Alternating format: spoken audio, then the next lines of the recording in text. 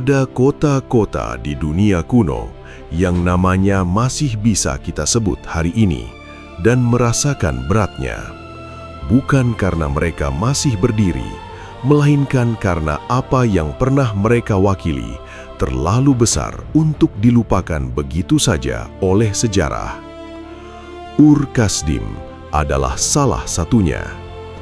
Bayangkan sebuah kota di tahun 2000 SM, ribuan tahun sebelum Eropa memiliki kota yang layak disebut kota, ribuan tahun sebelum Roma dibangun, ribuan tahun sebelum Athena menjadi pusat filsafat dunia, di dataran rendah Mesopotamia, di antara dua sungai besar yang namanya masih kita hafal dari buku geografi, Tigris dan Eufrat, berdiri sebuah metropolis yang pada masanya tidak ada tandingannya di muka bumi.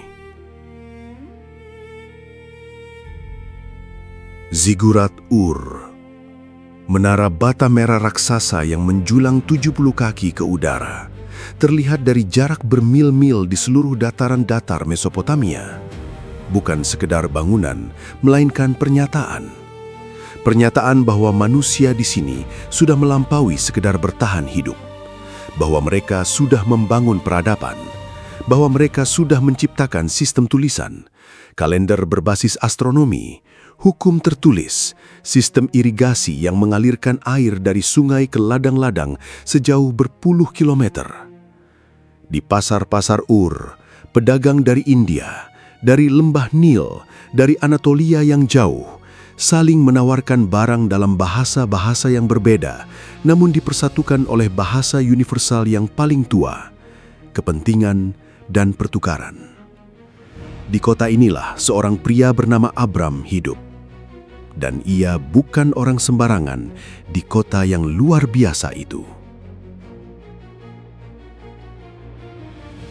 Ia bukan budak, bukan pengungsi, bukan orang yang datang dari pinggiran dan mencoba mencari peruntungan di kota besar. Abram adalah bagian dari kota itu sendiri. Keluarganya mapan, namanya dikenal, hidupnya terstruktur dalam jaringan sosial, ekonomi, dan religius yang sudah berdiri kokoh selama generasi-generasi. Alkitab mencatat bahwa ayahnya, Terah, adalah kepala keluarga yang cukup berpengaruh untuk memimpin sebuah rombongan besar pindah tempat. Bukan hal yang bisa dilakukan oleh sembarang orang.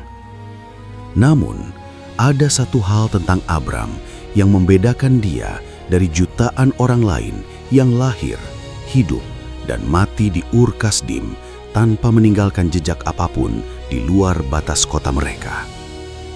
Ia mendengar sesuatu. Bukan suara yang bisa dijelaskan dengan mudah, bukan suara yang bisa ia tunjukkan kepada tetangganya, atau buktikan kepada istrinya, atau pertanggungjawabkan di hadapan para tetua kota. Sebuah suara yang datang dari dimensi yang berbeda dari semua yang pernah ia kenal. Dan suara itu tidak meminta, tidak menyarankan, tidak menawarkan pilihan. Suara itu memerintahkan. Pergi. Satu kata, namun beratnya tidak bisa ditimbang dengan timbangan manapun yang ada di pasar-pasar Ur. Dari mana? Dari kota yang memiliki sistem drainase ketika sebagian besar dunia masih tidur di gubuk tanah liat. Dari kota yang memiliki sekolah, ya sekolah, di mana anak-anak belajar menulis di atas tablet tanah liat. Dari kota yang memiliki dokter, hakim, penyair, dan arsitek. Dari jaringan keluarga yang merupakan satu-satunya jaring pengaman sosial yang ada di dunia kuno.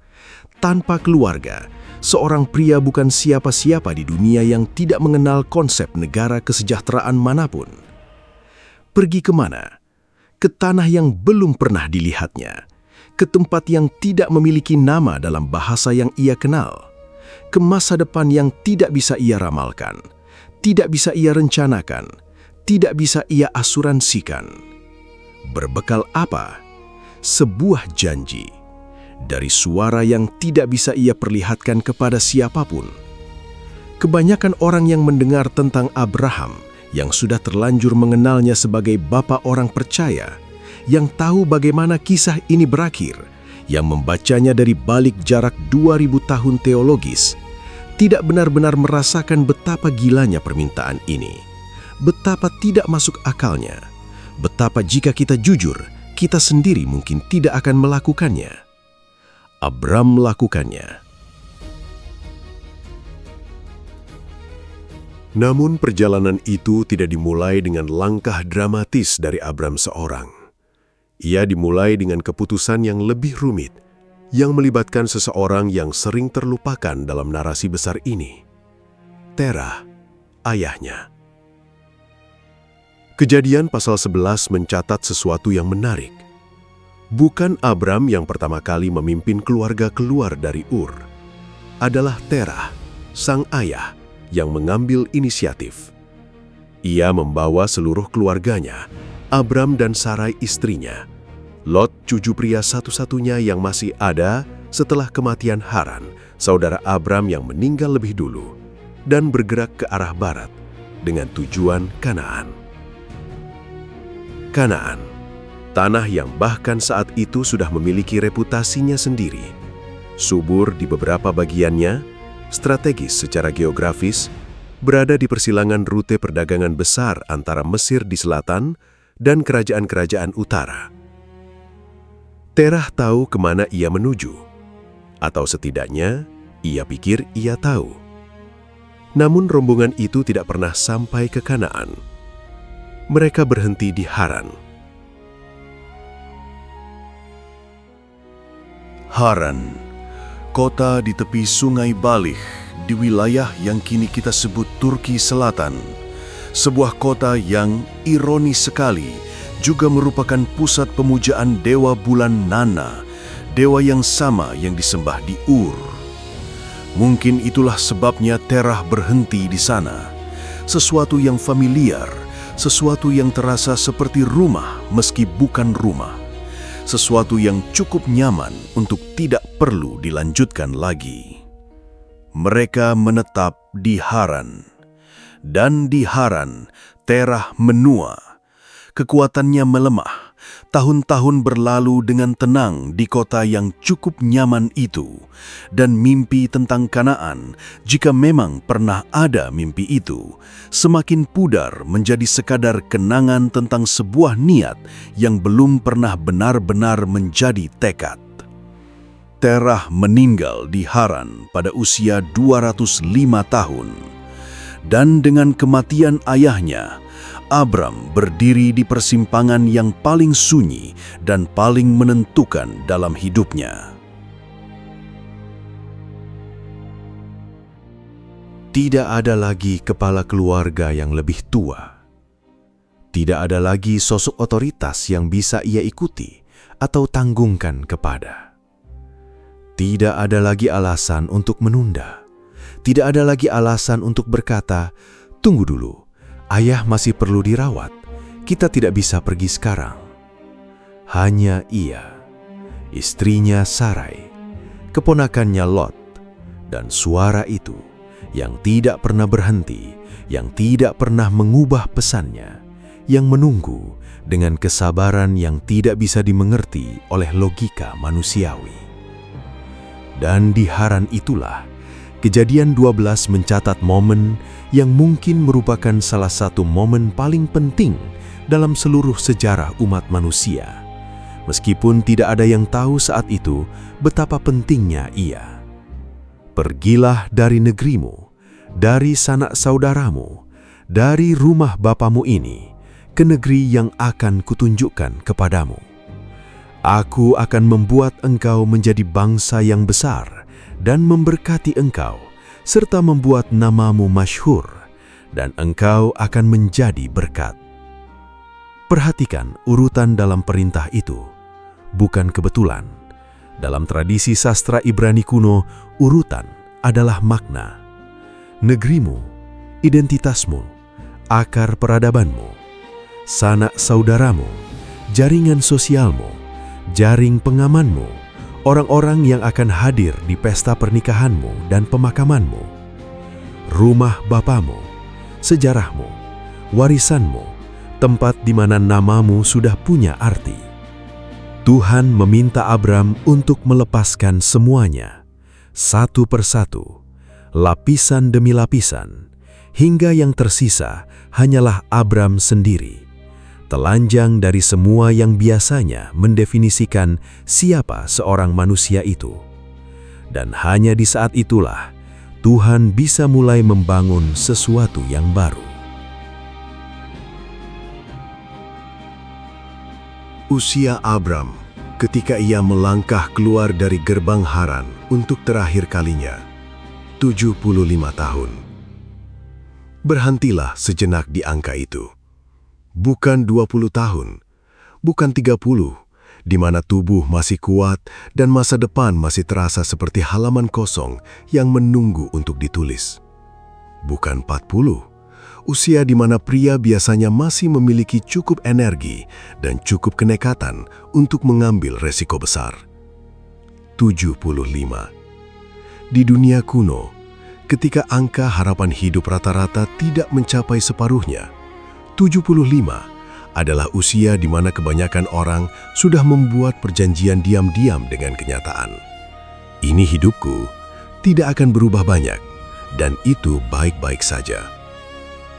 75 adalah usia ketika pria bijaksana mulai memikirkan di mana ia akan dikuburkan, bukan kemana ia akan pergi. Namun Abram tidak melakukan itu. Ia mengepak barang-barangnya, atau lebih tepatnya, ia memerintahkan budak-budaknya untuk mengepak barang-barang keluarganya. Karena pada usia itu, dengan kekayaan yang ia miliki, ia tentu bukan orang yang mengepak sendiri. Ternak-ternaknya digiring, barang-barang berharganya dimuat. Istrinya Sarah, yang sudah mengikutinya selama puluhan tahun, yang belum pernah sekalipun memberikan kepadanya seorang anak, yang mungkin sudah lama melepaskan harapan tentang itu, berdiri di sampingnya, dan mereka berangkat. Rute dari Haran ke Kanaan bukan perjalanan singkat. Lebih dari 1.500 kilometer jika kita mengikuti jalan yang memungkinkan, menyusuri apa yang para arkeolog sebut sebagai bulan sabit subur, busur tanah yang relatif bisa dihuni melalui Mesopotamia ke Laut Tengah, melalui Suriah, dan kemudian turun ke selatan menuju Kanaan. Tidak bisa memotong lurus melalui gurun Arab. Tidak ada air, tidak ada makanan, hanya kematian. Jadi mereka menyusuri jalur yang panjang, melalui Damaskus mungkin, kota yang bahkan saat itu pun sudah merupakan salah satu permukiman tertua yang terus-menerus dihuni di dunia. Melalui wilayah-wilayah yang masing-masing memiliki penguasa, adat, dan bahayanya sendiri. Rombongan besar dengan ternak dan barang bawaan adalah target yang menarik bagi perampok jalan. Wacana tidak bisa diprediksi. Sumber air harus ditemukan, bukan diasumsikan. Dan Abram tidak punya peta. Bukan peta ke tanah yang akan kutunjukkan kepadamu. Bukan tanah yang sudah ada namanya di gulungan papirus manapun dengan tanda X bertuliskan tujuanmu. Ia berjalan dengan mengandalkan satu-satunya navigasi yang ia miliki.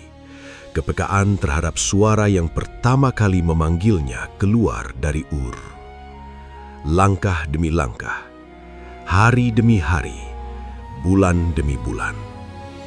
Sampai akhirnya, di Cakrawala Barat, setelah padang dan bukit dan lembah yang tidak terhitung jumlahnya, muncul sebuah tanah yang berbeda, Kanaan.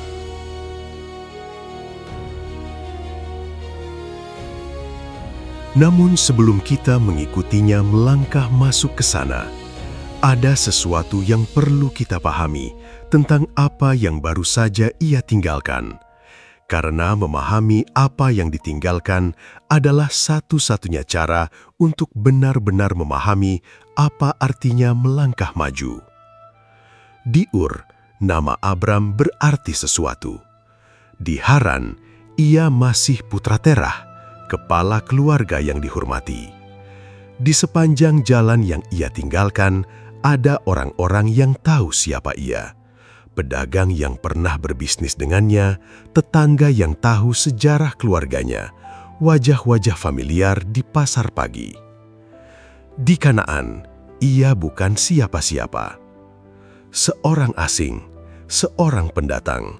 Dalam bahasa yang dipakai teks Ibrani, ia akan disebut ger, orang asing yang tinggal di tanah orang lain tanpa hak kepemilikan, tanpa perlindungan hukum yang setara, bergantung pada kebaikan hati penduduk lokal untuk sekadar dibiarkan ada.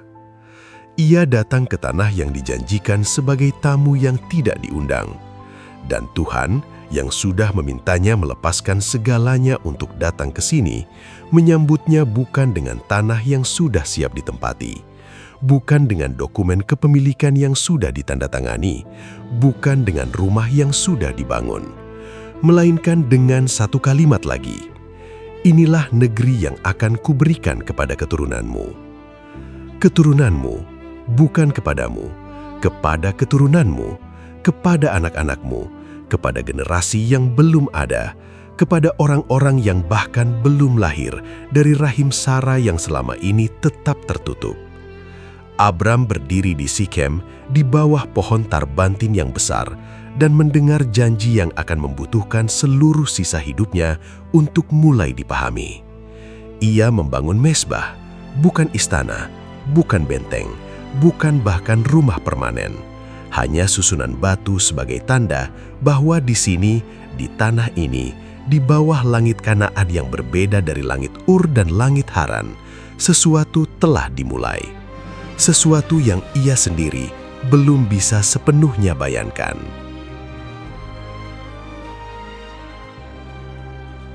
Namun iman tidak pernah hidup dalam kemudahan terlalu lama. Ia terus bergerak ke selatan, ke Betel, ke Ai, mendirikan mezbah lagi, memanggil nama Tuhan di tanah yang belum menjadi miliknya. Dan di selatan tanah Kanaan itu, menunggu sesuatu yang tidak ada dalam rencana siapapun. Sesuatu yang akan menjadi ujian pertama dari serangkaian ujian panjang yang akan membentuknya menjadi manusia yang namanya kita sebut hingga hari ini. Kekeringan. Langit Kanaan menutup diri. Tanah yang dijanjikan menjadi tanah yang kering dan pecah-pecah. Ternak membutuhkan air dan rumput yang tidak ada. Manusia membutuhkan makanan yang tidak tumbuh dari tanah yang kehausan. Dan di cakrawala selatan, seperti sebuah tawaran yang terlalu mudah untuk ditolak, terbentang bayangan Mesir. Peradaban tua yang sungai besarnya tidak pernah kering, yang lumbungnya tidak pernah kosong, yang kekayaannya terasa seperti kontras yang menyakitkan dibandingkan dengan padang Kanaan yang meranggas. Abram menghadapi pilihan pertamanya di tanah perjanjian, bertahan atau turun ke Mesir. Dan pilihan itu, serta semua yang mengikutinya di sana, akan menunjukkan bahwa sang bapa iman pun adalah manusia, dengan segala kelemahan yang menyertai kata itu. Di Mesir, menunggu sebuah keputusan yang hampir menghancurkan segalanya, sebuah kebohongan yang diucapkan oleh seorang pria yang percaya kepada Tuhan, namun di saat tertentu lebih percaya kepada ketakutannya sendiri. Dan dari sana, kembali ke Kanaan dengan kekayaan di tangan, namun luka yang tak terlihat di hati. Serta sebuah konflik dengan orang yang paling ia percaya yang akan memaksanya berdiri lagi di persimpangan baru.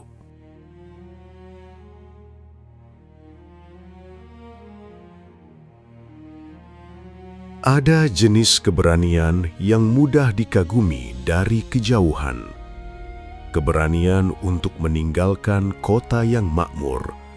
Keberanian untuk berjalan lebih dari 1000 kilometer tanpa peta. Keberanian untuk mendirikan mezbah di tanah orang lain dan memanggil nama Tuhan di bawah langit yang belum pernah mendengar nama itu sebelumnya. dari jarak 2000 tahun, keberanian-keberanian itu terlihat bersih, megah, dan tidak tergoyahkan, seperti patung perunggu yang berdiri kokoh di alun-alun kota, tidak pernah basah oleh hujan, tidak pernah retak oleh gempa. Namun keberanian yang sesungguhnya tidak tinggal di patung perunggu. Ia tinggal di dada manusia, dan dada manusia bisa gemetar. Abram tiba di Kanaan membawa iman yang sudah melewati 1.500 kilometer perjalanan. Namun langit Kanaan yang pertama kali menyambutnya bukan langit yang biru dan ramah. Tanah yang dijanjikan, tanah yang karenanya ia meninggalkan Ur dan Haran dan seluruh hidupnya yang sudah mapan. Tanah itu sedang sekarat. Kekeringan melanda Kanaan. Dalam konteks dunia kuno, kekeringan bukan sekedar ketidaknyamanan.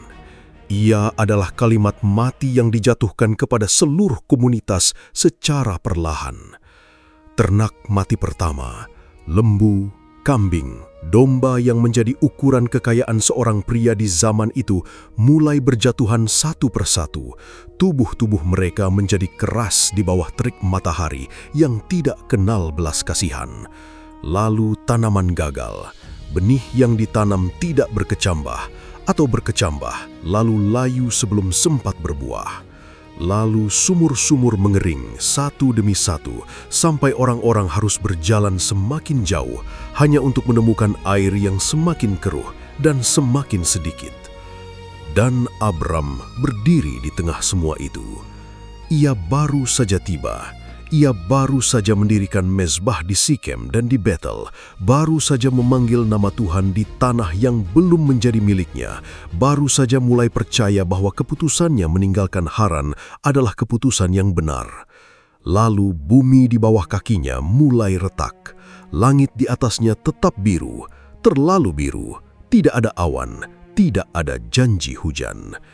Di cakrawalan selatan, sebuah bayangan panjang dan gelap, namun paradoks terasa seperti harapan.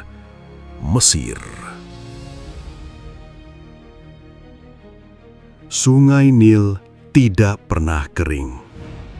Itu bukan metafora, itu adalah fakta geologi dan hidrologi yang seluruh dunia kuno sudah tahu.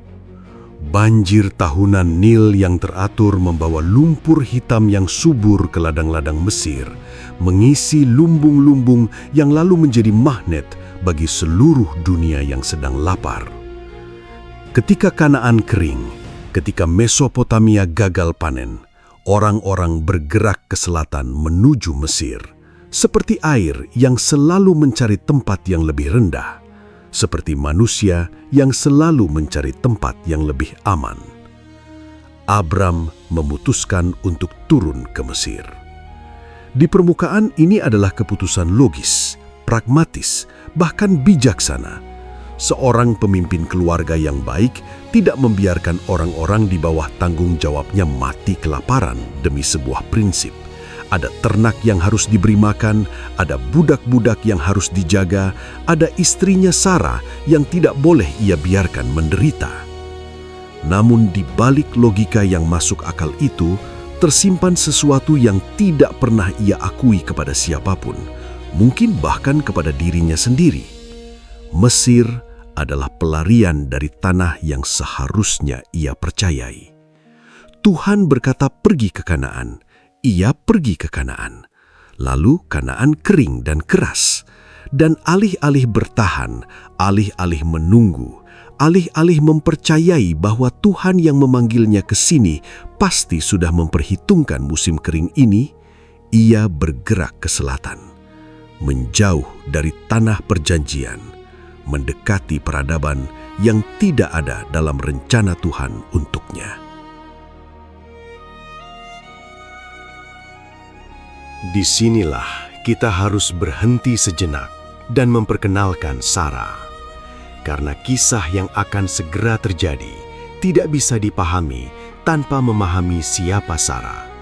Bukan hanya sebagai istri Abram, bukan hanya sebagai perempuan yang rahimnya tertutup, melainkan sebagai manusia dengan sejarahnya sendiri yang sudah menanggung begitu banyak sebelum kisah ini bahkan dimulai. Sarah, yang saat itu masih bernama Sarai, adalah perempuan yang oleh Alkitab sendiri disebut sangat cantik, bukan basa-basi. Kejadian mencatat kecantikannya dengan cara yang jarang digunakan untuk perempuan manapun dalam teks kuno, cantik rupanya. Di dunia kuno, kecantikan seorang perempuan dari keluarga baik-baik adalah aset, namun juga resiko. Karena penguasa-penguasa di sepanjang jalur perdagangan tidak bertanya izin sebelum mengambil apa yang mereka inginkan. Abram tahu ini, dan ketakutannya bukan tidak berasas.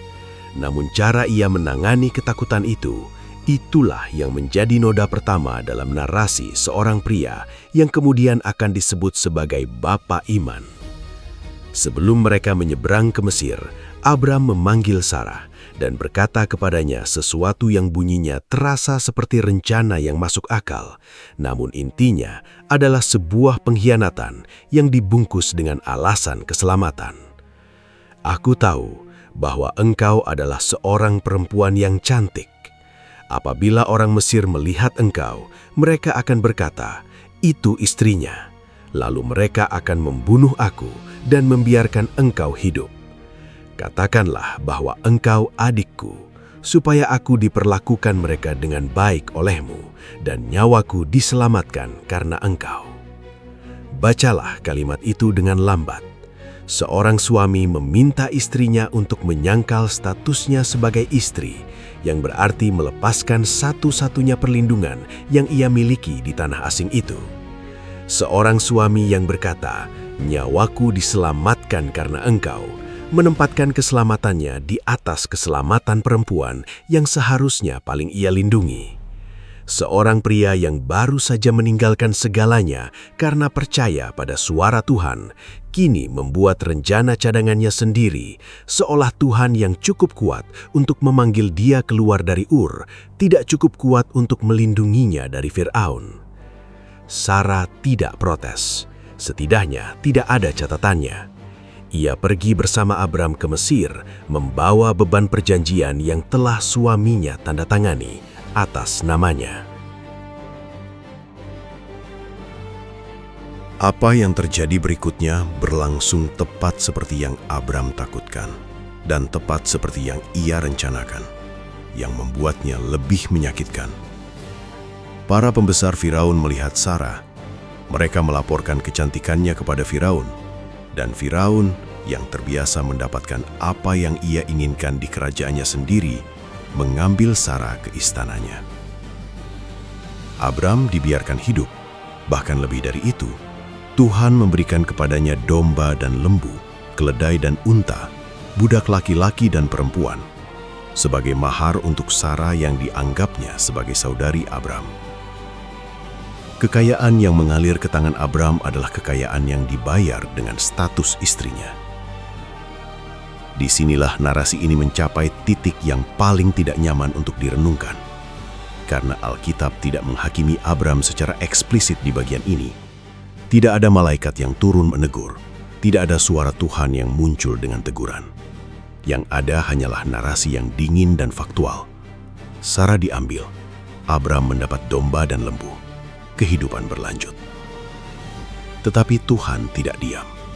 Tuhan mengirimkan tulah kepada Firaun dan seisi istananya, bencana yang cukup serius sehingga Firaun, dalam cara yang tidak dijelaskan secara persis, namun jelas melibatkan para penasihat dan penyidik istana, mengetahui bahwa semua ini ada hubungannya dengan perempuan yang baru saja ia ambil dan pria yang mengaku saudaranya. Firaun memanggil Abram, dan dalam pertemuan itu terjadi sesuatu yang memalukan. Seorang raja pagan menegur seorang nabi yang dipilih Tuhan. "Apakah yang telah kau lakukan ini terhadapku? Mengapa tidak kau beritahukan kepadaku bahwa ia istrimu? Mengapa kau katakan dia adikku, sehingga aku mengambilnya menjadi istriku?" Sekarang, inilah istrimu. Ambillah dan pergilah." Tidak ada catatan bahwa Abram menjawab. Tidak ada pembelaan. Tidak ada penjelasan. Hanya keheningan dari seorang pria yang tidak punya argumen, karena memang tidak ada argumen yang bisa ia berikan. Ia pergi dari Mesir dengan Sarah kembali di sisinya, dengan kekayaan berlimpah di belakangnya, dan dengan sesuatu yang tidak bisa dilihat, namun bisa dirasakan oleh siapapun yang mau jujur membaca kisah ini, rasa malu yang tidak tercuci oleh jabah mewah apapun. Mereka kembali ke Kanaan, ke Bethel, ke tempat di mana mezbah pertama pernah ia dirikan. Kembali ke titik awal, seperti seorang pria yang setelah perjalanan panjang yang memalukan, akhirnya kembali ke tempat ia seharusnya tidak pernah meninggalkannya. Dan Abram memanggil nama Tuhan di sana. Kalimat itu singkat, namun beratnya tidak bisa diukur. Karena setelah semua yang baru saja terjadi, setelah ketakutan yang membuatnya menjual kejujurannya, setelah kehinaan di hadapan Fir'aun, setelah kekayaan yang rasanya seperti upah atas dosa yang tidak pernah ia mau akui, ia kembali ke mezbahnya dan memanggil nama Tuhan. Bukan karena ia persempurna, justru karena ia tidak sempurna, dan ia tahu itu. Dan ia tahu bahwa satu-satunya yang bisa ia lakukan adalah kembali, selalu kembali kepada sumber yang pertama kali memanggilnya. Iman yang nyata tidak terlihat indah dari dekat. Ia berlumpur, ia memalukan, ia penuh dengan momen-momen di mana orang yang menyandangnya melakukan hal-hal yang membuat orang lain bertanya, benarkah ini orang yang dipilih Tuhan? Namun, Abram kembali ke mezbahnya, dan itu cukup untuk melanjutkan perjalanan. Namun, masalah tidak berhenti menunggu. Ia dan Lot, keponakannya, sama-sama kembali dari Mesir dengan kekayaan yang bertambah. Ternak yang lebih banyak, budak yang lebih banyak, barang bawaan yang lebih berat, dan tanah Kanaan yang tidak pernah terlalu lega bahkan di musim baik, mulai membicarakan dengan bahasa yang paling jujur yang diketahui alam. Tidak cukup. Tidak cukup padang rumput untuk dua kawanan besar yang saling berdampingan. Tidak cukup sumber air untuk dua kelompok manusia dan binatang yang masing-masing terus bertambah. Dan di mana tidak cukup, selalu tumbuh konflik, pelan-pelan, seperti retakan di tembok yang awalnya hanya selebar rambut, namun jika dibiarkan akan merobohkan seluruh bangunan. Para gembala Abram berkelahi dengan para gembala Lot. Bukan pertempuran besar, hanya pertengkaran di sumur, saling mendorong di padang, saling klaim atas sebidang rumput yang kelihatannya hijau di musim kering. Namun, api kecil di padang rumput yang kering tidak pernah tetap kecil lama. Abram melihat ini, dan ia melakukan sesuatu yang mengingat apa yang baru saja terjadi di Mesir, terasa seperti perubahan karakter yang signifikan. Ia mengalah duluan. Ia mendatangi Lot dan berkata dengan kata-kata yang dekat dengan kebesaran jiwa yang tidak bisa dibuat-buat. "Janganlah ada perselisihan antara aku dan engkau, dan antara para gembalaku dan para gembalamu. Sebab kita ini kerabat. Bukankah seluruh negeri ini terbuka untuk engkau? Baiklah pisahkan dirimu daripadaku. Jika engkau ke kiri, maka aku ke kanan. Jika engkau ke kanan, maka aku ke kiri." Abram yang lebih tua, Abram yang seharusnya menurut adat mendapat hak pilih pertama. Abram yang adalah paman dan pemimpin, ia yang memberikan hak pilih itu kepada yang lebih muda. Lot mengangkat matanya dan memandang sekeliling. Di timur, lembah Yordan terbentang, hijau, subur, berair, seperti Taman Eden, kata Alkitab, seperti tanah Mesir yang baru saja mereka tinggalkan. Di barat dan selatan, tanah Kanaan yang lebih keras, lebih berbatu, lebih tidak pasti. Lot memilih timur. Ia memilih Yordan. Ia bergerak menuju Sodom dan Gomora, kota-kota yang saat itu masih berdiri megah di tepi lembah yang subur, tanpa tahu, tidak bisa tahu, bahwa pilihan yang tampak cerdas itu menyimpan konsekuensi yang tidak akan bisa ia bayangkan dalam mimpi terburuknya sekalipun. Dan Abram mendapat sisa tanah berbatu di barat, pegunungan Kanaan yang tidak hijau seperti Yordan, tanah yang keras, yang belum terbukti, yang bahkan secara penampilan tidak menjanjikan apapun yang bisa diandalkan. Namun tepat di titik itulah, ketika Abram berdiri sendirian di tanah yang tersisa setelah keponakannya mengambil yang terbaik, Tuhan berbicara lagi. Pandanglah sekelilingmu dan lihatlah dari tempat engkau berdiri itu ke timur dan barat, utara dan selatan. Sebab seluruh negeri yang kau lihat itu akan kuberikan kepadamu dan kepada keturunanmu untuk selama-lamanya. Seluruh negeri yang kau lihat, bukan yang tampak subur, bukan yang Lot pilih, bukan yang ada di peta perdagangan dengan label tanah terbaik. Seluruh negeri, termasuk padang berbatu, termasuk bukit-bukit yang kering, termasuk tanah yang bahkan gembala berpengalaman sekalipun enggan untuk menggunakannya. Semua itu akan menjadi miliknya. Dan keturunannya yang belum ada, yang rahimnya Sarah masih tertutup, yang jumlahnya masih 0 di buku pencatatan apapun. Keturunannya akan seperti debu bumi, tidak terhitung. Abram berdiri di tengah tanah yang tidak ia pilih, dengan janji yang belum bisa ia buktikan kepada siapapun, dengan iman yang baru saja melewati episode paling memalukan dalam sejarahnya. Dan ia mendirikan mezbah lagi. Di Hebron kali ini, di bawah pohon-pohon tarbantin milik Mamre, mezbah ketiga. Selalu mezbah, bukan tembok, bukan benteng, bukan parit pertahanan. Hanya tumpukan batu yang berkata, "Disinilah seorang manusia berdiri dan memilih untuk percaya, meskipun tidak ada yang terlihat yang layak untuk dipercayai." Namun percayalah, pertempuran yang sesungguhnya belum dimulai. Bukan pertempuran dengan musuh dari luar, bukan konflik dengan raja-raja atau bangsa-bangsa asing, melainkan pertempuran yang paling sunyi dan paling mematikan dari semua yang pernah ada. Pertempuran melawan waktu, melawan tubuh yang menua, melawan rahim yang tetap tertutup, melawan janji yang terasa semakin tidak mungkin dengan setiap tahun yang berlalu tanpa jawaban. Karena Tuhan sudah berkata keturunannya akan seperti debu bumi, namun Sarah masih mandul.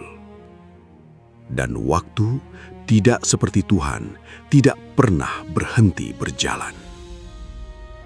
10 tahun akan berlalu dalam penantian yang tidak ada kata-kata yang cukup untuk menggambarkan beratnya. Lalu Sarah akan membuat keputusan yang terlihat seperti solusi, namun sesungguhnya adalah awal dari kerumitan yang tidak akan selesai, bahkan hingga hari ini. Sebuah keputusan yang melibatkan seorang budak perempuan bernama Hagar, sebuah anak yang lahir dari cinta yang salah tempat, dan sebuah rumah tangga yang diam-diam mulai hancur dari dalam.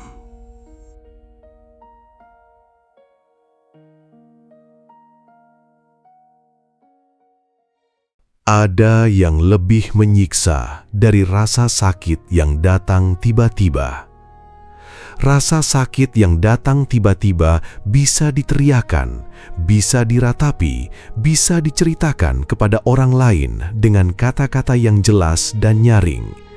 Ada momennya, ada sebelum dan sesudahnya, ada batas yang bisa ditunjuk dan dikatakan, disinilah semuanya berubah.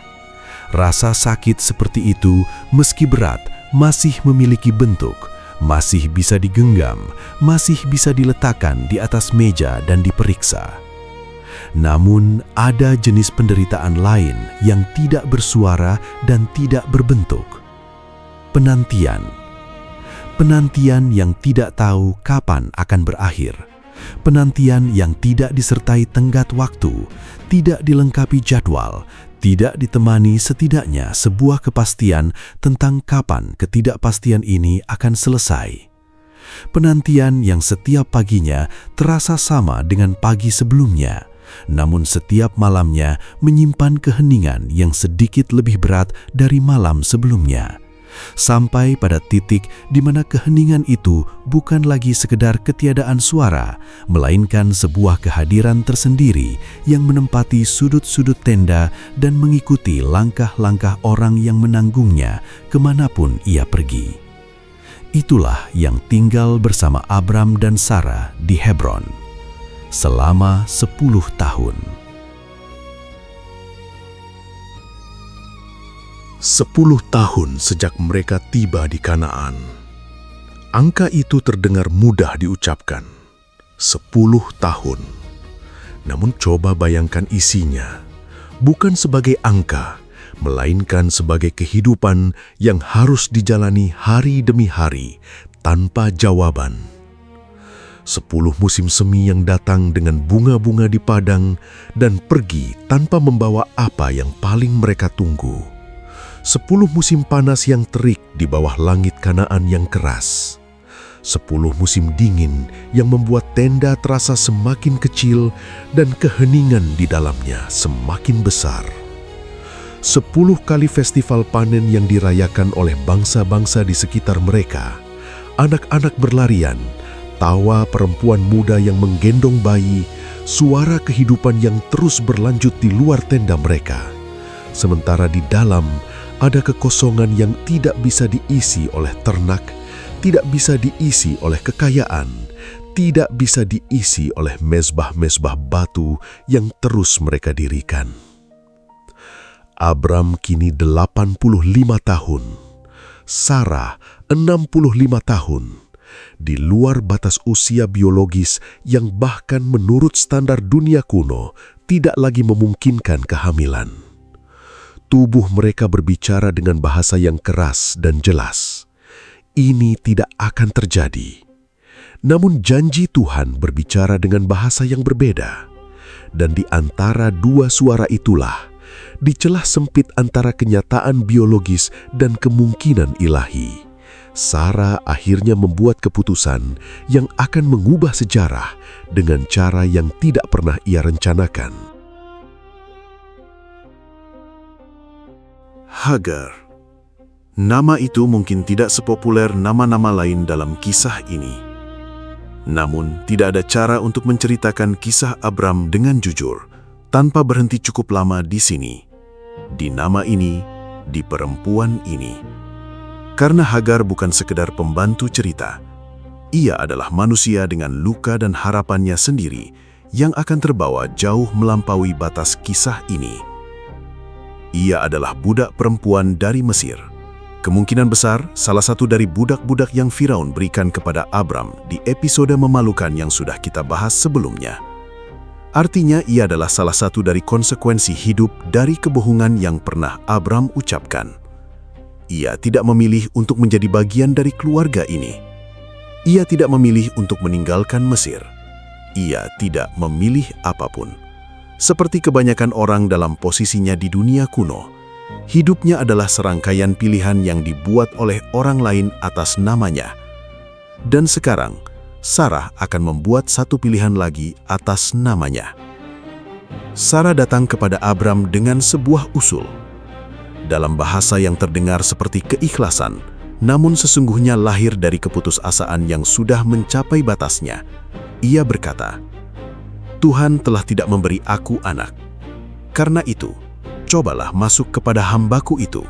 Mungkin aku akan mendapat anak dari dia."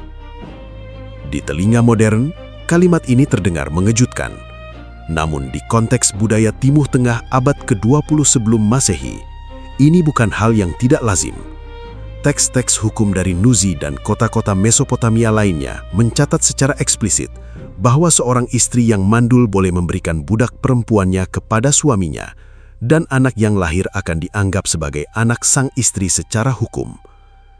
Ini bukan kejutan budaya bagi Abram. Ini adalah solusi yang sudah tersedia dalam sistem yang ia pahami. Solusi yang rapi, legal, dan masuk akal. Yang tidak masuk akal adalah bahwa Tuhan tidak pernah menyarankan ini. Tuhan berkata keturunannya akan seperti debu bumi. Tuhan tidak memberikan instruksi teknis tentang bagaimana janji itu akan terpenuhi. Dan di ketidakjelasan itulah, di ruang kosong antara janji dan pemenuhan, manusia cenderung melakukan hal yang paling alami, mengisi kekosongan itu dengan rencana mereka sendiri. Abram mendengarkan Sarah, dan ia setuju.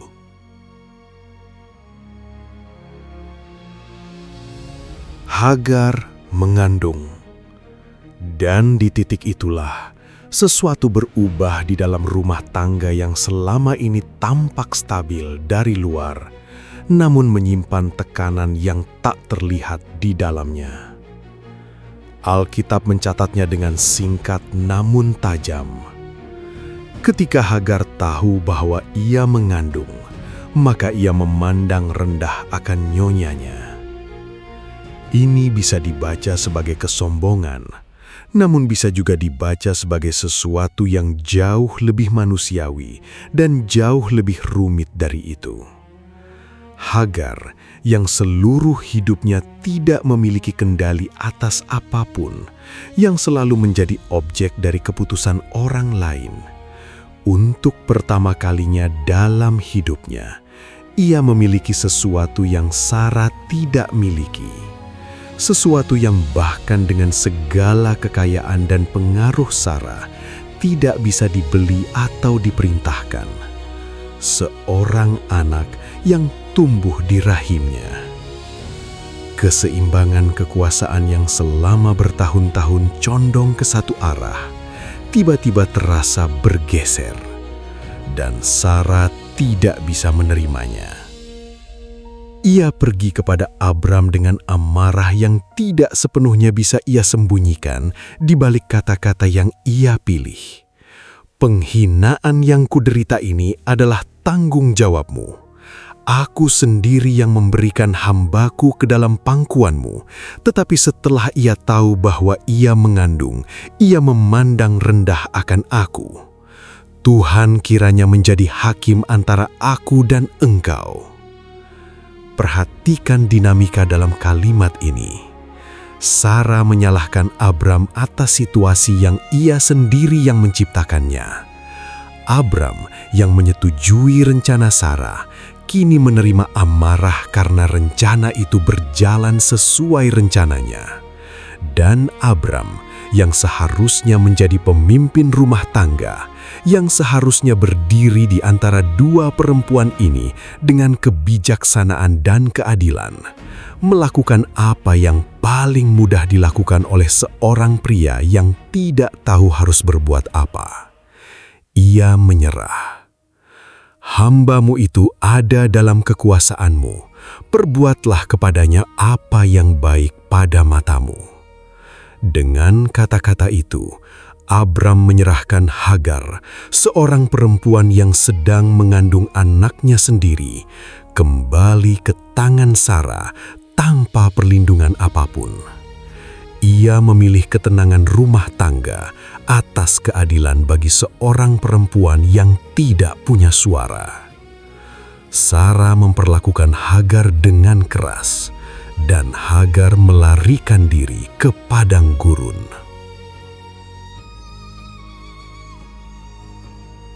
Disinilah terjadi sesuatu yang sering terlewatkan, namun menyimpan kedalaman teologis yang tidak bisa diabaikan begitu saja. Di padang gurun, Di tepi sebuah mata air di jalan menuju Syur, seorang malaikat Tuhan menemukan Hagar. Bukan Abram, bukan Sarai, melainkan seorang budak perempuan yang sedang mengandung, ketakutan, dan tidak punya kemana lagi untuk pergi. Dan malaikat itu bertanya kepadanya dengan kelembutan yang mungkin belum pernah ia terima dari siapapun sebelumnya. Hagar, hamba Sarai, dari mana datangmu dan kemana pergimu? Ia dipanggil namanya. Di dunia di mana budak sering diperlakukan sebagai properti yang tidak perlu diberi nama dalam percakapan yang bermartabat, ia dipanggil namanya. Dan ia mendapat janji. Bukan hanya Abram yang mendapat janji, bukan hanya keluarga terpilih, tetapi Hagar, budak yang melarikan diri, mendapat janji bahwa anaknya akan menjadi bangsa yang besar. Aku akan membuat sangat banyak keturunanmu, sehingga tidak dapat dihitung karena banyaknya.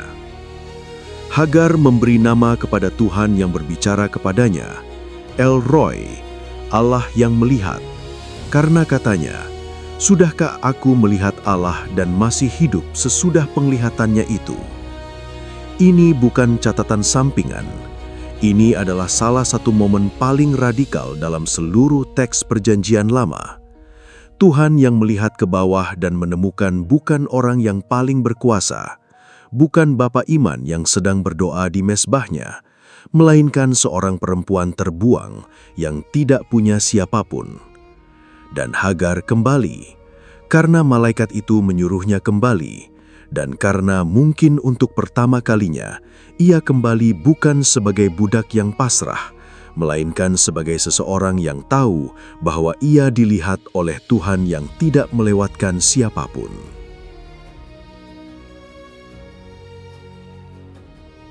Ismail lahir. Abram memberi nama itu sendiri, sesuai yang diinstruksikan malaikat kepada Hagar. Ismail, Tuhan mendengar. Ia menggendong anak itu, anak laki-laki pertamanya, di tangannya yang sudah 86 tahun menggenggam berbagai hal, namun belum pernah menggenggam ini. Kegembiraan itu nyata. Jangan meragukan itu.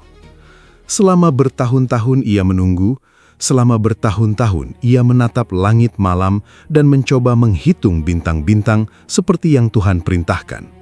Dan sekarang ada seorang anak laki-laki kecil yang dagingnya adalah dagingnya, yang bernafas di tangannya, yang akan mewarisi namanya ke generasi berikutnya. Bagi Abram, mungkin ini terasa seperti jawaban. Mungkin, hanya mungkin, ia membiarkan dirinya percaya bahwa ini adalah cara Tuhan memenuhi janjinya.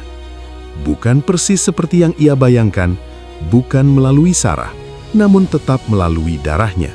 Cukup dekat, cukup nyata untuk dipegang. Dan selama 13 tahun berikutnya, tidak ada suara yang datang memperbaharui janji itu. 13 tahun lagi. 13 tahun adalah waktu yang cukup lama bagi seorang manusia untuk membangun keyakinan bahwa ia sudah mengerti rencana Tuhan. Abram menjalani hari-harinya.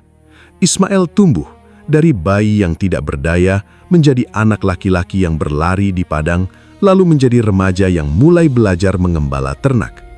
Ada kemiripan wajah yang tidak bisa disangkalkan.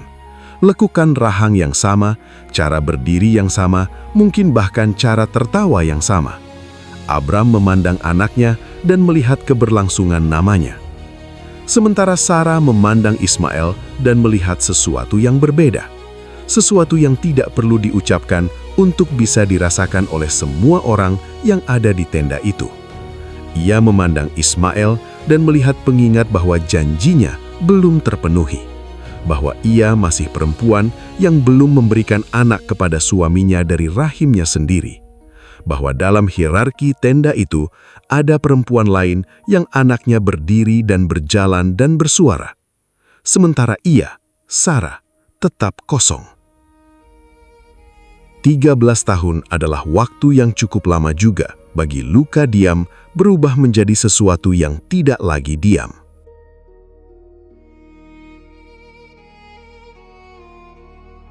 Lalu datanglah hari itu. Abram berusia 99 tahun ketika Tuhan muncul kepadanya lagi. Bukan dalam mimpi, bukan dalam suara yang datang di antara tidur dan terjaga. Kejadian 17 mencatat bahwa Tuhan menampakkan diri kepada Abram. Sebuah perjumpaan yang cukup nyata sehingga Abram jatuh tersungkur dengan mukanya ke tanah.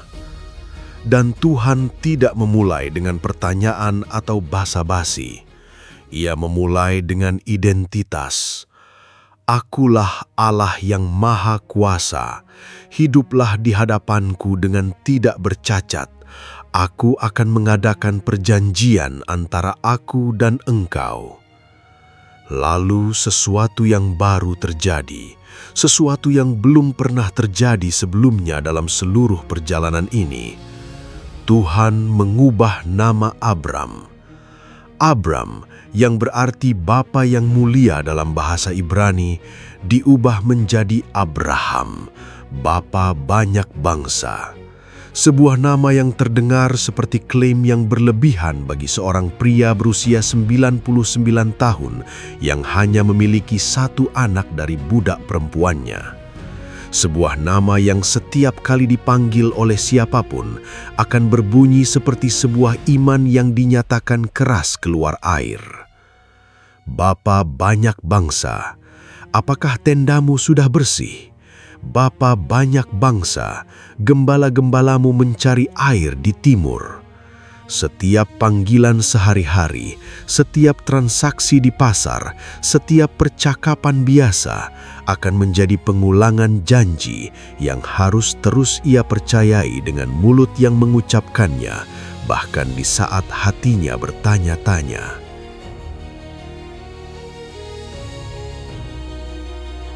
Dan kemudian Tuhan berkata sesuatu yang membuat seluruh dinamika tenda itu berubah selamanya. Sarah, istrimu, jangan kau sebutkan dia Sarai, karena Sarah itulah namanya. Aku akan memberkatinya, dan daripadanya aku akan memberikan kepadamu seorang anak laki-laki. Bahkan aku akan memberkatinya sehingga ia menjadi ibu bangsa-bangsa. Raja-raja bangsa-bangsa akan lahir daripadanya. Sarah, bukan Hagar, bukan melalui jalur yang sudah mereka rencanakan dan coba jalankan selama 13 tahun.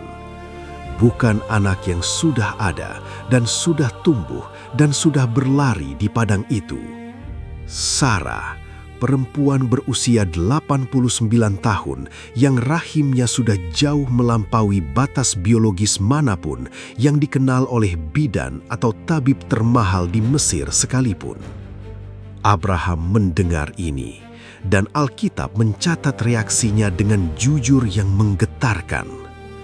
Lalu tertunduklah Abraham dan tertawa serta berkata dalam hatinya, "Mungkinkah seorang anak lahir dari seorang yang berumur 100 tahun? Dan mungkinkah Sarah yang telah berumur 90 tahun itu melahirkan?" Ia tertawa. Bukan tawa bahagia, bukan tawa percaya, melainkan tawa dari sudut hati yang sudah terlalu lelah untuk berharap lagi. Tawa pahit dari seorang manusia yang sudah belajar dari pengalaman panjang bahwa kenyataan tidak selalu mengikuti janji, bahwa tubuh memiliki batasnya, bahwa ada hal-hal yang bahkan Tuhan tidak bisa ubah begitu saja. Dan di balik tawanya ada sebuah tawaran alternatif yang ia ajukan, barangkali dengan suara yang sedikit memohon, sedikit putus asa. "Ah, sekiranya Ismail diperkenankan hidup di hadapanmu." Biarlah Ismail saja, biarlah yang sudah ada ini yang menjadi jawabannya. Ia sudah cukup, ia sudah nyata, jangan tambahkan lagi harapan yang harus aku tanggung. Tuhan tidak mengabaikan permohonan itu. Ia menjanjikan berkat bagi Ismail, keturunan yang besar, 12 raja, sebuah bangsa. Namun ia tidak mengubah rencananya. Tetapi perjanjianku akan kuadakan dengan Ishak yang akan dilahirkan Sara bagimu tahun yang akan datang, seperti waktu ini juga. Tahun yang akan datang, bukan 10 tahun lagi, bukan setelah ujian-ujian tambahan, bukan setelah Abram menjadi lebih layak atau lebih percaya atau lebih sempurna.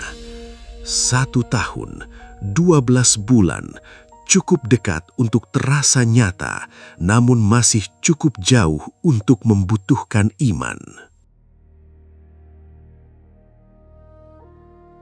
Beberapa waktu kemudian, 3 tamu yang aneh muncul di depan tenda Abraham di dekat pohon-pohon tarbantin di Mamre. Abraham berlari menyambut mereka, berlari di usianya yang hampir 100 tahun. Sebuah detail kecil yang menyimpan sesuatu yang menarik tentang siapa ia sekarang dibanding siapa ia dulu. Ia menyiapkan makanan terbaik yang ia punya, duduk melayani mereka, dan salah seorang tamu itu bertanya sesuatu yang terasa seperti pertanyaan biasa, namun bunyinya membelah udara dengan cara yang tidak biasa. "Di manakah Sarah, istrimu?" "Di sana, dalam kemah," jawab Abraham. Dan tamu itu berkata, "Tahun depan pada waktu ini, aku akan kembali, dan Sarah, istrimu, akan mempunyai seorang anak laki-laki." Sarah mendengarnya dari balik kain tenda, dan di sana, dalam kegelapan tendanya, di tempat di mana tidak ada yang melihatnya, ia tertawa juga. Tawa yang sama dengan yang Abraham tertawakan dalam hatinya. Tawa yang lahir dari tubuh yang sudah terlalu tua, dari harapan yang sudah terlalu sering dipelihara dan terlalu sering dikecewakan, dari kalkulasi yang sederhana namun keras. Ini tidak mungkin. Namun suara dari luar tenda itu mendengarnya bahkan tanpa ia suarakan keluar keras. Mengapa Sarah tertawa dan berkata, "Masakan aku akan melahirkan anak padahal aku sudah tua? Adakah apapun yang mustahil untuk Tuhan?" Sarah menyangkal, "Aku tidak tertawa." "Tidak, engkau memang tertawa." 2 kata itu, pendek, langsung, tidak bisa diargumentasikan, bergantung di udara tenda itu dengan bobot yang tidak bisa diukur. Karena di balik koreksi itu tersembunyi sesuatu yang bukan tuduhan, bukan teguran keras, bukan penghakiman, melainkan sesuatu yang jauh lebih lembut dan jauh lebih menuntut sekaligus. Undangan untuk percaya kepada yang mustahil. Namun sebelum anak itu lahir, sebelum duka itu berubah menjadi tawa sukacita, ada satu malam yang akan datang, di mana Abraham harus berdiri di tepi Sodom dan menyaksikan langit menyala. Ada satu pagi ketika asap mengepul dari lembah yang kemarin masih hijau seperti Taman Eden. Ada pengusiran yang menyakitkan harus ia lakukan kepada Hagar dan Ismail yang ia cintai. Dan ada ujian terakhir, ujian yang akan meminta dari tangannya sesuatu yang jauh lebih berharga dari Ur, jauh lebih berharga dari Haran, jauh lebih berharga dari semua kekayaan yang pernah Mesir berikan kepadanya. Ujian yang hanya orang yang benar-benar mencintai sesuatu bisa merasakannya. Karena Tuhan tidak pernah meminta kita melepaskan hal-hal yang tidak kita cintai. Dan di sebuah gunung bernama Moria, 3 hari perjalanan dari tenda mereka, di antara keheningan yang begitu dalam sehingga bahkan angin pun seperti menahan nafas, seorang ayah akan berjalan bersama putranya yang paling ia kasihi, dengan kayu bakar di pundak anak itu, dengan api di tangan sang ayah, dan sebuah pisau yang beratnya bukan karena logam yang membuatnya.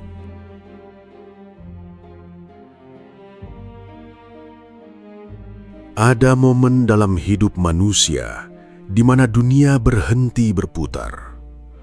Bukan secara harfiah, matahari tetap terbit, angin tetap bertiup, burung-burung tetap bernyanyi di atas pohon-pohon dengan acuhnya yang menyakitkan. Namun di dalam dada seorang manusia, di dalam ruang yang paling dalam dari kesadarannya, ada sebuah keheningan yang turun seperti kabut tebal, membekukan segala sesuatu, menghentikan waktu, memisahkan dunia menjadi dua bagian yang tidak bisa dipertemukan kembali, sebelum dan sesudah. Bagi Abraham, momen itu datang dalam keheningan malam. Tidak ada petir, tidak ada gempa, tidak ada tanda-tanda alam yang dramatis yang mendahului atau mengiringi.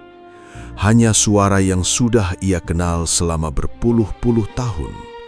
Suara yang pertama kali memanggilnya keluar dari Ur, yang memandunya melalui Haran, yang menguatkannya di padang-padang Kanaan, yang berbicara kepadanya di bawah langit malam yang penuh bintang dengan janji-janji yang terasa mustahil, namun kemudian terbukti nyata satu persatu. Suara yang sama, namun malam ini kata-katanya berbeda dari semua yang pernah diucapkan sebelumnya. Abraham, ya Tuhan, ambillah anakmu yang tunggal itu, yang engkau kasihi, yakni Ishak. Pergilah ke tanah Moria dan persembahkanlah dia di sana sebagai korban bakaran, salah satu gunung yang akan kukatakan kepadamu. Sebelum kita mengikuti Abram melangkah keluar dari tendanya di pagi hari berikutnya, kita harus berhenti di sini. Kita harus berhenti dan merasakan berat dari kalimat itu. Bukan sebagai teks teologi yang sudah terlalu sering kita baca dengan jarak akademis yang aman, melainkan sebagai kata-kata yang jatuh di telinga seorang ayah di tengah malam. Kata-kata yang menyebutkan nama anaknya, kata-kata yang meminta hal yang tidak punya nama lain, kecuali kehilangan yang paling mutlak yang bisa dibayangkan oleh seorang manusia. Anakmu yang tunggal itu. Tuhan tidak menyebutnya Ishak begitu saja. Ia menambahkan lapisan demi lapisan, seolah-olah ingin memastikan bahwa tidak ada ruang untuk salah paham. Tidak ada celah untuk berpikir bahwa mungkin ia berbicara tentang orang lain, tentang hal lain, tentang pengorbanan yang lebih mudah. Anakmu, dagingmu, darahmu, masa depanmu, yang engkau kasihi. Seolah belum cukup menyayat, Tuhan menambahkan dimensi emosional yang paling pribadi, paling tidak bisa disembunyikan, yang engkau kasihi. Ishak, anak yang lahir ketika Abraham berusia 100 tahun dan Sarah 90 tahun. Anak yang menangis pertama kalinya di dunia ini di tangan seorang ayah yang sudah tidak lagi berharap akan mendengar tangisan seperti itu. Anak yang namanya berarti tawa karena memang begitulah awalnya. Tawa yang kemudian berubah menjadi sukacita yang tidak bisa lagi ditampung oleh kata-kata biasa. Anak yang setiap langkahnya pertama, setiap kata pertamanya, setiap pagi ketika ia berlari ke tenda ayahnya dengan rambut acak-acakan dan mata yang masih mengantuk, setiap momen kecil itu adalah bukti hidup bahwa Tuhan yang berjanji adalah Tuhan yang menepati janjinya. Dan kini, Tuhan meminta anak itu kembali. Alkitab tidak mencatat apa yang Abraham rasakan malam itu. Ini bukan kelalaian, ini adalah keputusan sastra yang jenius dari penulis yang memahami bahwa ada kedalaman penderitaan yang tidak bisa dan tidak seharusnya diisi oleh kata-kata orang lain. Yang ada hanyalah tindakan. Dan tindakan Abraham malam itu adalah tindakan yang tidak bisa dijelaskan dengan mudah oleh psikologi manusia biasa. Ia tidak protes, ia tidak menawar, Ia tidak jatuh berlutut dan memohon agar cawan ini berlalu darinya. Tidak, itu adalah doa dari momen yang berbeda, dari taman yang berbeda, dari anak yang berbeda, namun dengan bobot yang serupa. Abraham tidak melakukan semua itu. Keesokan harinya, pagi-pagi bangunlah Abraham. Pagi-pagi, bukan setelah seminggu menimbang-nimbang, bukan setelah berkonsultasi dengan Sarah, dengan para tetua, dengan siapapun yang mungkin bisa membantunya mencari jalan keluar.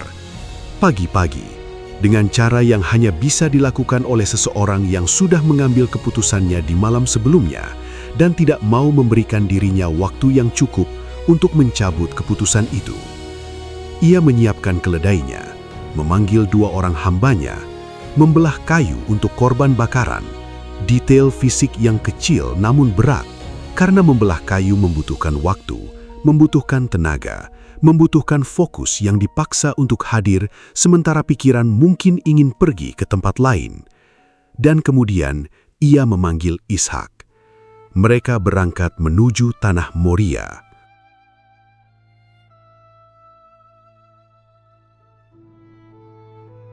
Tiga hari perjalanan. Ini adalah detail yang paling menghancurkan dari seluruh kisah ini.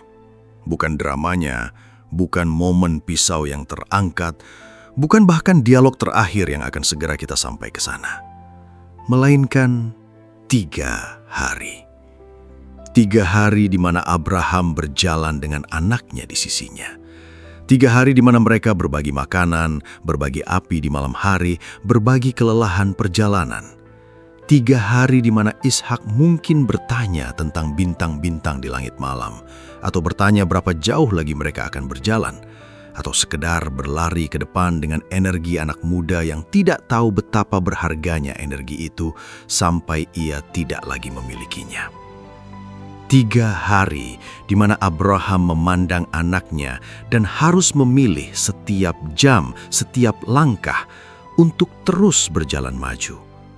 Bukan sekali, tidak cukup sekali untuk mengambil keputusan itu, melainkan ribuan keputusan kecil, ribuan momen mikro di mana ia bisa berhenti, bisa berbalik, bisa berkata kepada dirinya sendiri, "Tidak, ini terlalu jauh, ini tidak masuk akal, tidak ada Tuhan yang baik yang bisa meminta ini." Dan setiap kali ia memilih untuk melanjutkan. Iman bukan peristiwa tunggal. Iman adalah ribuan keputusan kecil yang dibuat satu persatu di sepanjang jalan yang panjang dan tidak selalu kelihatan kemana ujungnya. Pada hari ketiga, Abraham mengangkat matanya dan melihat gunung itu dari kejauhan. Ia berhenti, berbicara kepada 2 hambanya. "Tinggallah kamu di sini dengan keledai ini. Aku dan anak ini akan pergi ke sana. Kami akan sembahyang. Sesudah itu, kami kembali kepadamu." Kami akan kembali kepadamu. Bukan aku akan kembali. Kami. Abraham berbicara dalam jamak. Ia dan Ishak, 2 orang yang pergi dan 2 orang yang akan pulang. Beberapa penafsir membaca ini sebagai kebohongan yang penuh belas kasihan atau sebagai cara Abraham melindungi hambanya dari beban pengetahuan yang tidak perlu mereka tanggung. Namun ada pembacaan lain yang lebih dalam dan lebih menggetarkan dari itu. Mungkin Abraham sungguh-sungguh percaya bahwa mereka berdua akan kembali.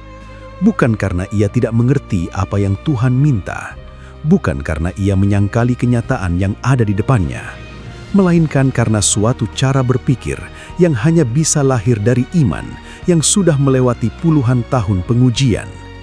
Ia percaya bahwa Tuhan yang memberikan Ishak dari rahim yang mati mampu mengembalikannya bahkan dari kematian itu sendiri jika perlu. Surat kepada orang Ibrani, hikayat hidup Abraham ribuan tahun kemudian, akan mencatat tepat itu. Ia berpikir bahwa Allah berkuasa membangkitkan orang-orang sekalipun dari antara orang mati. Abraham tidak berjalan ke gunung itu sebagai seorang ayah yang pasrah kepada takdir. ia berjalan sebagai seorang yang percaya bahwa Tuhan tidak pernah mengambil apa yang tidak bisa ia kembalikan.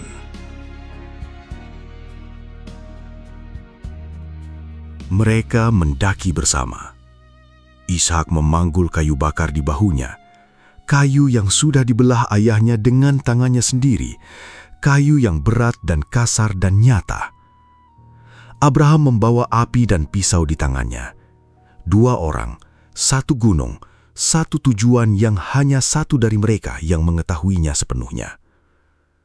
Dan di tengah perjalanan mendaki itu, Ishak berbicara, "Bapa, ya anakku, di sini ada api dan kayu bakar, tetapi di manakah anak domba untuk korban bakaran itu?" Pertanyaan yang paling polos di dunia.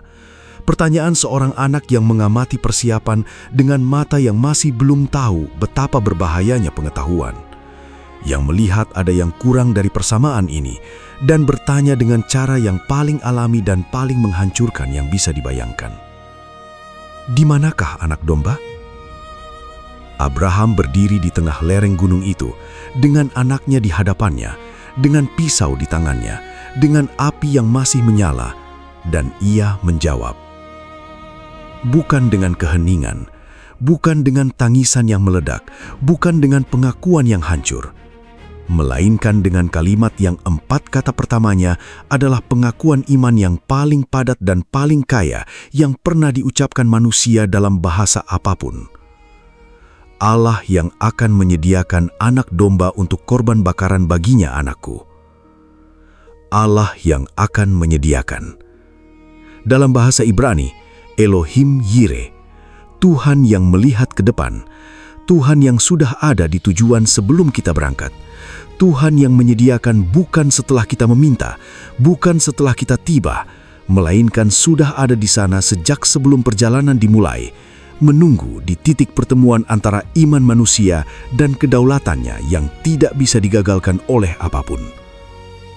Mereka melanjutkan berjalan bersama.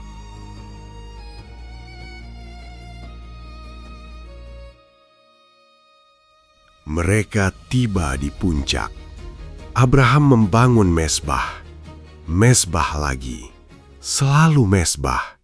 Namun tidak ada mezbah yang pernah ia bangun yang menyimpan bobot seperti ini.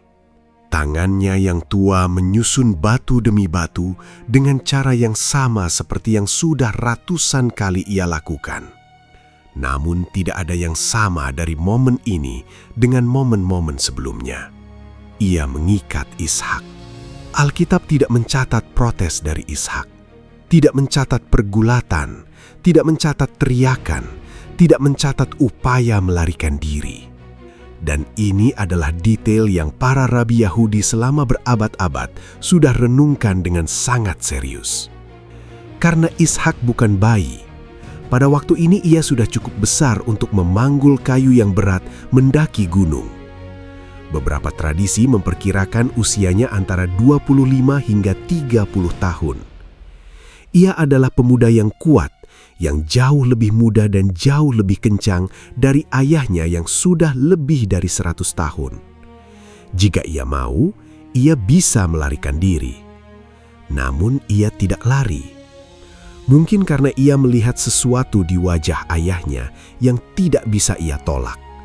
Mungkin karena dalam perjalanan 3 hari itu, dalam percakapan-percakapan yang Alkitab tidak mencatatnya, namun pasti terjadi, Abraham sudah memberitahunya cukup tentang Tuhan yang ia percaya, sehingga Ishak juga memilih untuk percaya. Mungkin iman tidak hanya mengalir ke bawah melalui darah, melainkan juga dengan cara seorang ayah berbicara tentang Tuhannya kepada anaknya di bawah bintang-bintang malam selama 3 hari perjalanan. Ishak berbaring di atas mezbah itu, dan Abraham mengulurkan tangannya, mengambil pisau. Waktu berhenti. Dalam satu momen itu, pisau terangkat, matahari memantul di logamnya, angin berhenti, seluruh gunung Moria menahan nafasnya. Seluruh sejarah iman manusia bergantung pada satu tindakan yang belum selesai. Apakah Abraham akan menurunkan tangannya? Apakah ini kisah tentang seorang ayah yang cukup gila untuk membunuh anaknya sendiri demi agama? Apakah ini pengajaran tentang ketaatan buta yang mengorbankan segalanya, termasuk kemanusiaan? Apakah seluruh perjalanan panjang ini, dari Ur, dari Haran, dari Mesir, dari padang-padang Kanaan, berakhir di sini, di atas batu ini, dengan darah yang bukan darah hewan? Lalu suara itu datang, bukan pelan, tidak berbisik, dengan urgensi yang tidak pernah ada dalam semua percakapan sebelumnya antara Tuhan dan manusia ini. Abraham, Abraham. Dipanggil 2 kali. Nama yang diulang adalah nama yang dipanggil dengan kedaruratan, dengan cinta yang tidak bisa menunggu sedetik lebih lama dari yang sudah diizinkan. Ya Tuhan, jangan bunuh anak itu dan jangan kau apa-apakan dia, sebab telah aku ketahui sekarang bahwa engkau takut akan Allah dan engkau tidak segan-segan untuk menyerahkan anakmu yang tunggal kepadaku. Telah aku ketahui sekarang, bukan aku sudah tahu dari dulu, melainkan sekarang, di titik ini, di puncak gunung ini, di momen di mana iman tidak lagi tinggal di dalam kepala sebagai konsep atau di dalam hati sebagai perasaan, melainkan berwujud sebagai tindakan nyata di tangan yang terangkat dan kaki yang tidak berbalik. Disinilah iman menjadi nyata, bukan ketika kita berkata kita percaya, melainkan ketika kita bertindak seolah kita percaya, bahkan ketika seluruh logika kita mengatakan sebaliknya.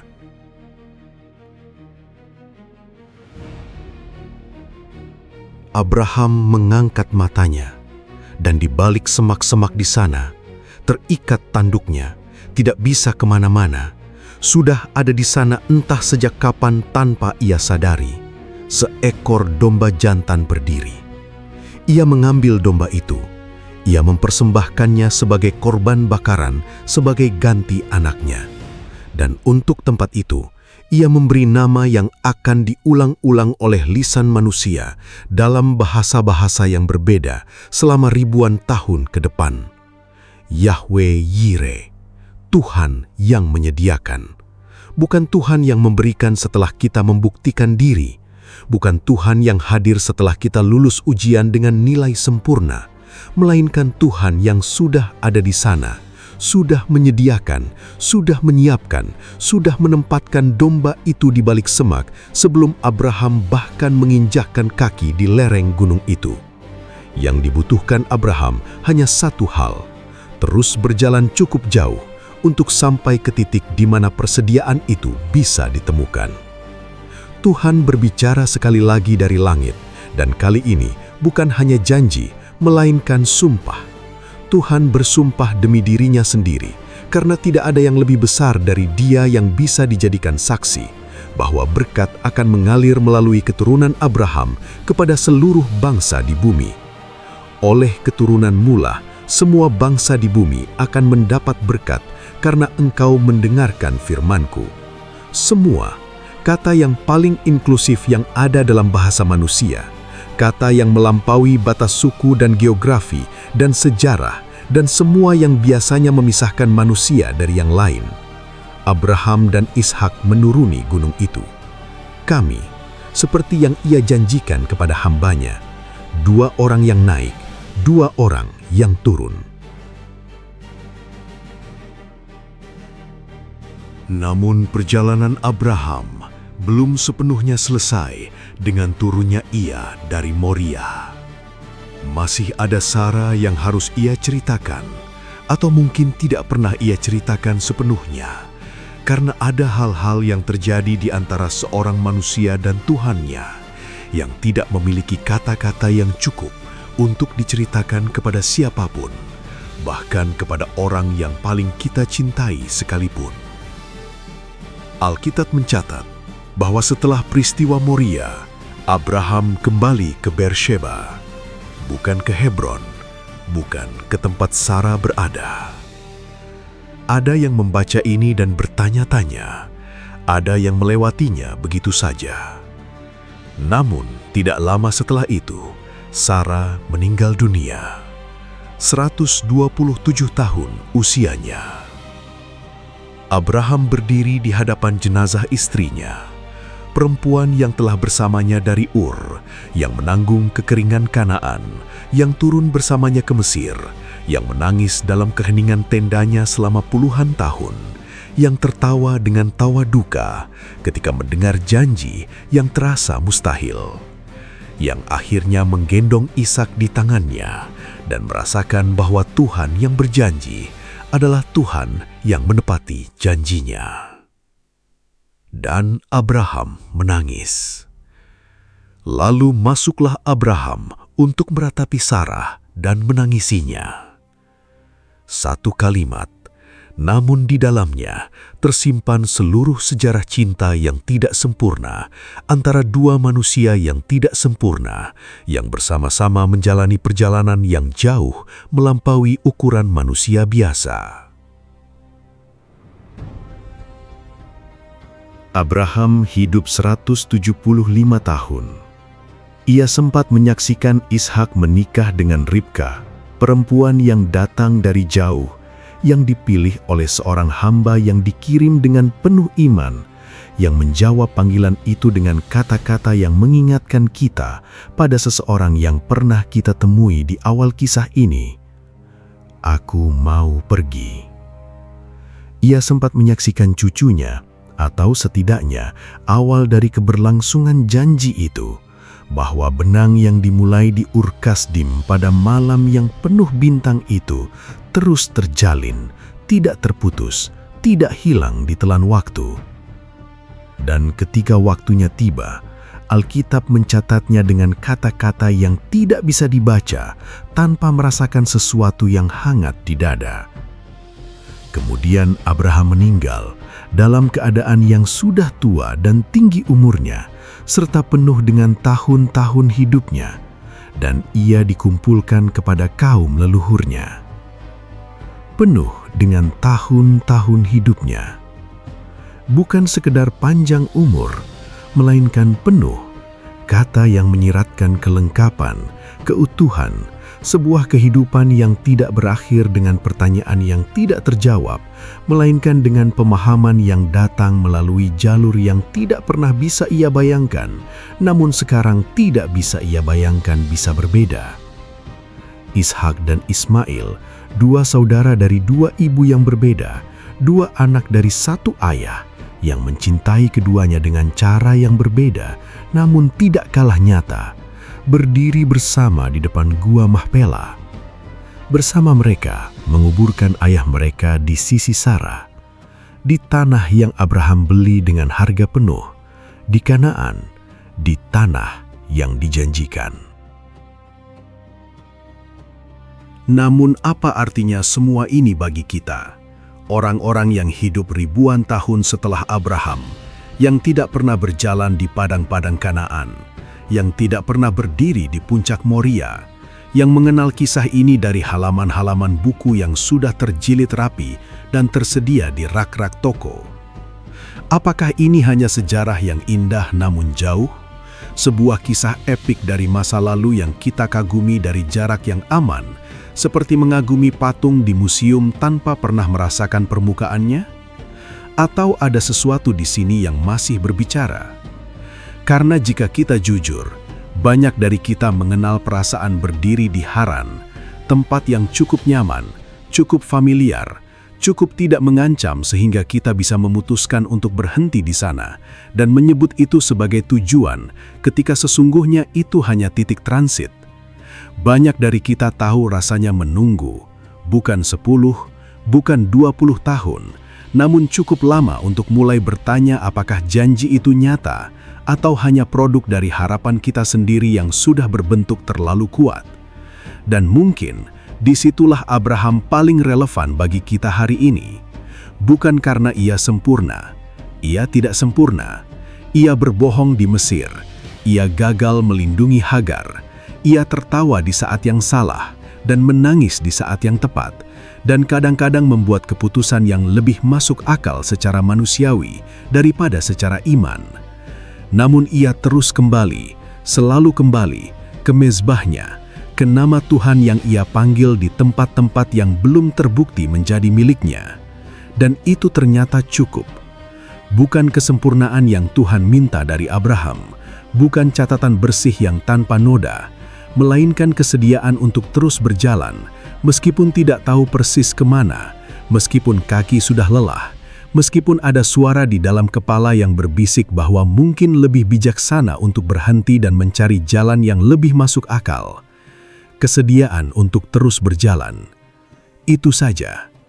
Dan dari kesediaan itulah lahir sebuah bangsa. Dari bangsa itu lahir sebuah kitab. Dari kitab itu lahir 2 miliar lebih orang yang menyebut nama Abraham sebagai bapa iman mereka dalam 3 agama berbeda, dalam ratusan bahasa berbeda, di setiap sudut dunia yang bisa dibayangkan.